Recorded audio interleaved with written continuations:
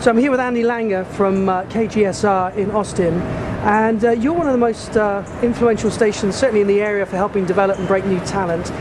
How do you feel about the state of radio now? Do you think you are flying a flag that no one else is doing, or? I mean, I think there's two flags. I mean, there's the public radio flag where, you know, there's really, in a lot of cases, no format and no rules, and not a lot of listeners in a lot of cases, because, you know, the bottom line about radio comes down to time spent listening, and they actually measure that. And people spend, you know, in big cities, maybe they spend 15 or 20 minutes listening at any given moment. In a smaller city like Austin, we don't have as much traffic. Maybe you're in the car 10 minutes.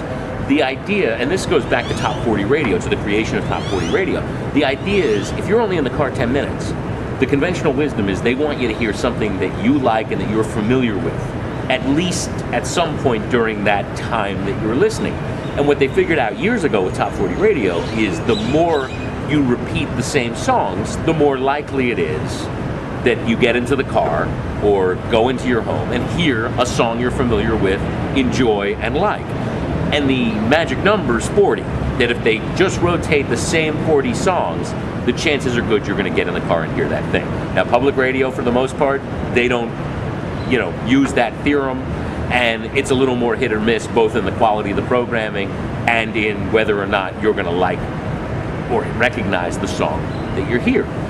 At commercial radio, there's some stations that go with the 40, there's some stations that go wider. KGSR is one of those that's significantly wider than the top 40, and you'll hear, you know, something brand new from an artist like a Van Morrison or REM or a Lyle Lovett, and you'll also hear something brand new from Duffy or Vampire Weekend or, you know, My Morning Jacket or whoever that maybe listeners don't know as well as they know those classic staples of the AAA format, which is adult alternative, that KGSR is the closest thing to.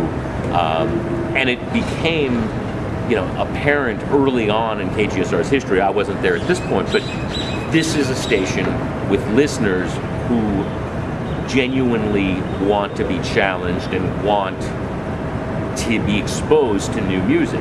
And that's why, you know, somebody like me, you know, I have 4 hours at night, 6 to 10. You know, one of those hours is during heavy drive time. Those hours, I play the quote playlist, but I also throw in what we call wild cards, which are 2 or 3 wild cards an hour. And those are songs that are brand new that you haven't heard, that in 90% of the cases aren't even out in record stores yet. And people enjoy being exposed to new music, and they like that as much as they like hearing the new Van Morrison or the new REM or the new Lyle Lovett or Patty Griffin or these people that are, you know, really the core artists of the station. And that's what I think you get here and you get from KGSR are people who, because they come from this culture of Austin where people go and see music every night and where they, you know, still buy albums. That culture means that the radio needs to reflect that, and people do enjoy being exposed to new music in this town in a way that I think doesn't translate in a lot of other cities. Do you think you're quite rare in the United States in what you do? Yeah, I mean, they're a commercial radio station that lets DJs play a significant amount of what they want to play, and that trusts them to sort of understand the taste of the audience or to help mold or shape the taste of the audience.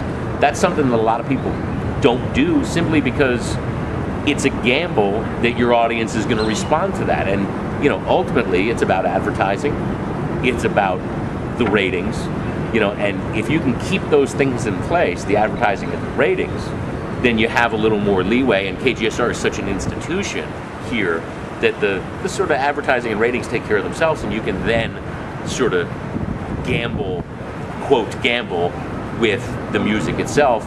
And it's not a gamble because, like I said, people enjoy being challenged in this country.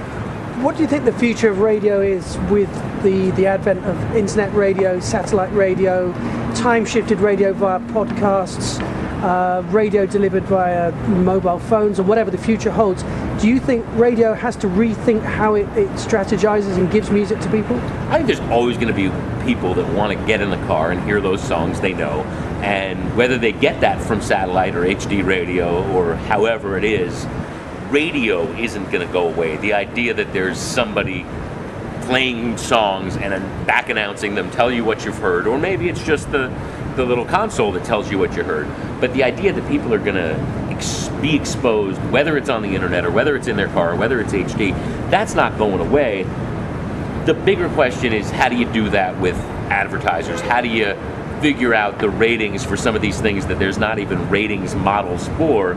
And advertising ultimately is what pays the bills for you to be on the air and do those things, unless it's public radio, and they have their own set of problems because you got to rely on your listeners to spend their money on your station, and they're competing for those dollars with Xbox and PlayStation and movies and sports and concerts and all the places people can spend money.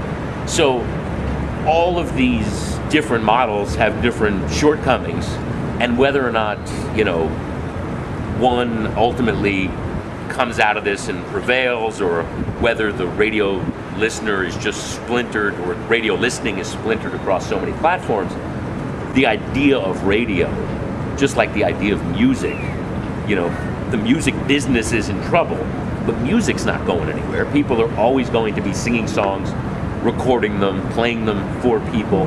That's always going to happen. It's just the industry itself that you can't figure out where it's going. Radio's the same thing.